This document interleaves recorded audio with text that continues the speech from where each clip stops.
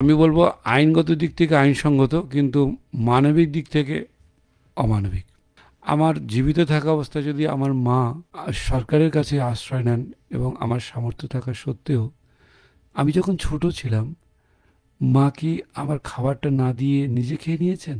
মা কি বাবাকে নিয়ে আলাদাভাবে ছিলেন আমাকে ছেড়ে দিয়ে? তাহলে এইসব কাজগুলো তো মা করেননি। তাহলে সন্তান হিসাবে আমি তো এখনো জীবিত, এখনো সামর্থ্য রয়েছে, শরীর আছে, খেটে খাওয়ার জায়গা রয়েছে।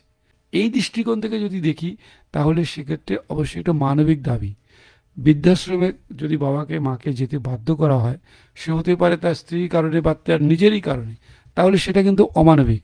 আর আইনি দৃষ্টিকোণ থেকে যদি কোনো বৃদ্ধ বা বৃদ্ধা অসহায়ভাবে অত্যাচারিত হন বাড়িতে, কিংবা কেউ না থাকার জন্য যদি তার প্রাণ বিপন্ন হয়, নাগরিক পরিষেবা থেকে বঞ্চিত হন, তখন এই আইন অনুযায়ী, আজকে যে আলোচ্য বিষয়, সেই আইন অনুযায়ী, অর্থাৎ maintenance and welfare of parents and senior citizens act 2007 অনুযায়ী বৃদ্ধাশ্রমের প্রভিশন রয়েছে।